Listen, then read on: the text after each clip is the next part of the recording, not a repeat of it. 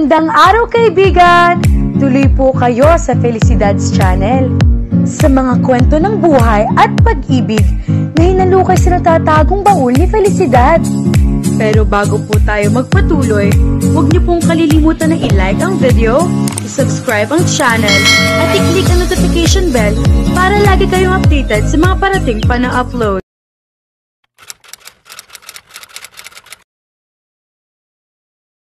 Tahimik ang gabi, pero malayo sa katahimikan at kapayapaang iyon ang kalooban ni Norvin habang nakatanaw siya sa madilim na karagatan. Huminga siya ng malalim, ngunit hindi pa rin napayapa ang kanyang damdamin. Natatanaw niya sa malayo ang nag-iisang ilaw mula sa lampara ng bangka sa laot. Bukod doon, wala nang ibang liwanag. Maging ang mumunting kislap ng mga bituin sa madilim na langit ay wala ng gabing iyon. At parang nagbibigay iyon ng mensahe sa kanyang kaluluwa tungkol sa palaisipang matagal na niyang dinadala sa dibdib niya. Ang pagsalaki ng mga alaala sa kanya ng araw na iyon, 3 taon na nakararaan, ay muntik na nagpabaliw sa kanya. Isang mapaklang tawa ang umalpas sa bibig niya. Oo nga pala, nabaliw siya. Nagkaroon ng panahon na hindi niya masabi kung baliw ba siya o matino, lalo na noong isa pa siyang pirata at kriminal. Hindi niya alam kung may puwang pangkapatawaran para sa isang taong tulad niya. Pero sa kakatuwang biro ng tadhana, buhay pa rin siya at nananatiling lumalaban. Hindi ka baliw. Alam mo kung bakit? Napapikit siya. Nasakta na marinig ang tinig ni Cassie sa kanyang isip. Nagsasalita na parang kanyang konsensya. Matagal na itong wala, pero ang itinuturo nito sa kanya ay hindi nawaglit sa isip niya kahit kailan.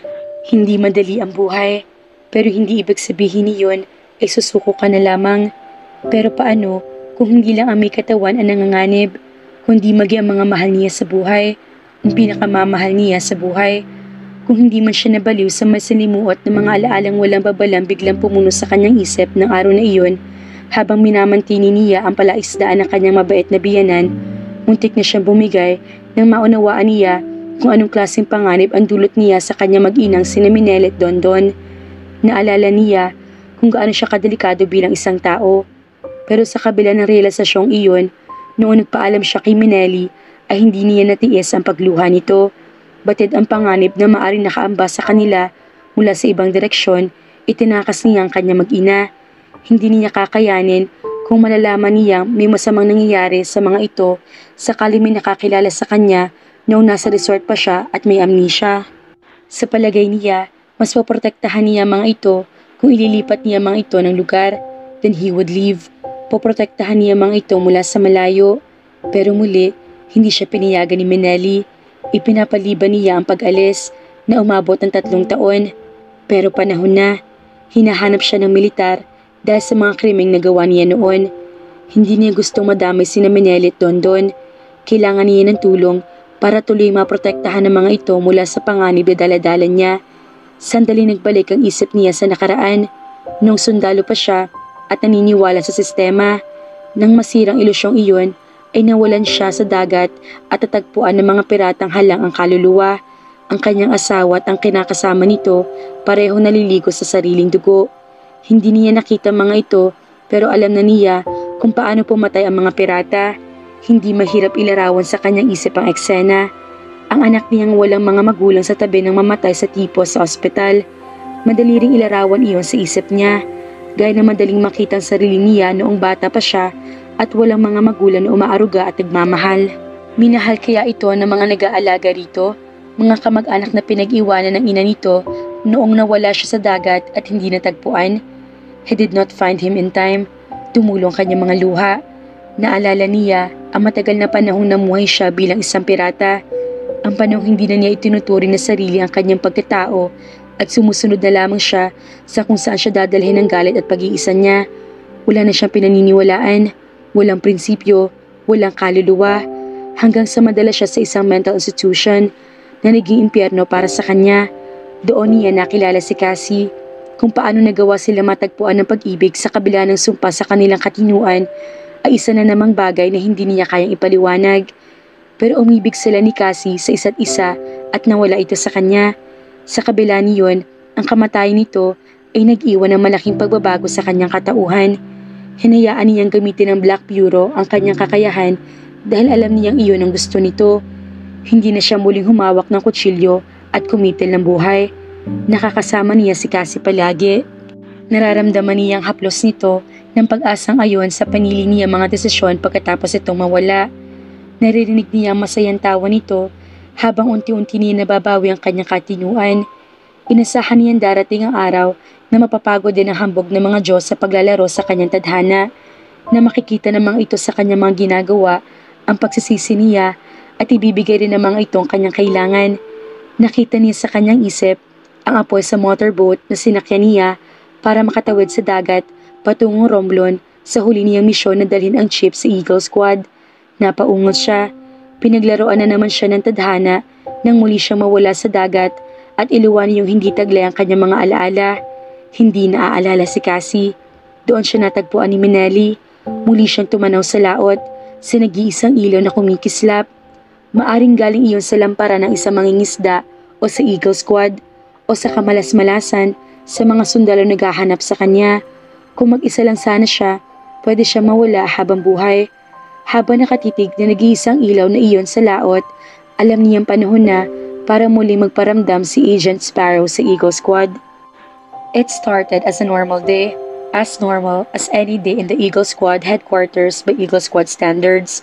Sa magdamag ay nakatatanggap ng sunod-sunod na mga reports ang nakapost sa sina Agent Pecker at Agent Crow mula sa mga field agents na naka-assign sa iba't ibang misyon sa iba't ibang lugar sa buong Pilipinas.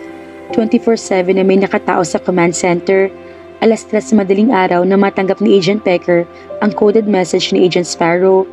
Bago mag-alas 7, lahat ng original elites ay nasa loob na ng brainstorming room ng Eagle Squad. Bago pumasok sa loob si Agent Cardinal, sandali siyang tumigil sa may bintana para tumanaw sa labas. Siya ang kasalukuyang chief ng squad. Hindi niya alam ang mararamdaman sa muling pag-contact ni Agent Sparrow sa bureau. 6 na taon na magkaroon ng problema sa isang napaka-importanting misyon ang nawawalang agent at pagkatapos ng 3 taon ay natagpuan nila ito sa isang resort, may asawa at anak at mistulang walang naaalala sa nakaraan nito. They couldn't leave him alone but neither could they approach him. Sa history ni Agent Sparrow, hindi itong klase ng tao na pwedeng basta na lamang pakialaman. Ito ang nag-iisang agent na mayroong sarili nitong rules. Nag-alala sila na ang wala sa panahong paglapit ay may trigger dito ang mga alaalang hindi makakatulong sa kanila. Gaya noong panahong itinuturing pa nitong mortal na kaaway ang Eagle Squad, o noong panahong isa pa itong walang kaawang kriminal at malagay sa panganib ang sarili nitong pamilya. Pero bumalik ang alaala nito, and the next thing they knew, nawala na naman ito kasamang asawa at anak nito. This time, maybe because he had remembered his own skills as well as where he kept his money, hindi naging madali para sa kanila ang muling hanapin ito. Gaya nga na pamilyar ng kasabihan ng squad tungkol dito, he wasn't called Agent Sparrow for nothing. Pangunahing sakit ng ulo ito sa simula sa mga original elites. Nagpabago rito ang trahedya nangyari kay Cassie Lainez sa mga kamay ng isang corrupt na general. Ang hindi nito matatawarang kaalaman tungkol sa illegal ng sistema ng black market, piracy at terrorism ay nagamit ng squad sa maraming misyon nito. Pero kahit kakampi na nila ito, pinaninindigan nito ang codename nito. They never really see him at the headquarters. They did not plan for her to be there to witness his death in a blown-up car. Ang pinagdaanan ni Nelly noon ay hindi dapat pagdaanan ng kahit sinong tao, especially when she had been through enough. Then she found out that she was carrying his child. Napaagang kanyang pagbabalik sa buhay nito bilang ang kapatid niyang si Rocco na matagal nang nawawala. Ray Belen was only created for use by Eagle Squad. Ang totoong Ray Belen aka Cardinal ay ipinanganak at lumaking si Elvis Belen. Bastardong anak ng isang mayamang hasyendero pero lumaki sa kalsada. He came back as Rocco and suffered animosity from his wife because Nalin thought that he was never there when his brother needed him. Nang matuklasan nitong shot si Ray ay iisa, natakot siya ng husto. Akala niya ay mawawala na ito ng lubusan sa kanya. Mabuti na lamang at nanaig ang damdamin nito at tinanggap siya nitong muli. Naunawaan agad ni Nalin ang tingin niya. Pinisil nito ang braso niya. Gaya na nakaraan ni Norven, matagal nang lumipas ang kasalanan mo, sabi nito. Nakahinga siya ng maluwag, saka kumilos para halikan nito sa noo. How would I live without you? Bulong niya rito habang nararamdaman ang pamilyar na paninikip sa dibdib tuwing maaalala niya nakaraan. Hindi na mauulit yon. Hindi na siya papayag na muli silang dumaan sa pangyayaring iyon o ang sino man sa iba pang miyembro ng Eagle Squad. Sandali silang nagyakap ng mahigpit bago sila pumasok sa loob ng brainstorming room. Magulo ang buhay ni Norvin, mga kafelisidad. Pero alang-alang sa kanyang asawa at anak, gusto niya maging maayos ang lahat. Matulungan kaya siya ng kanyang mga dating kasamahan? Kaya naman, abangan!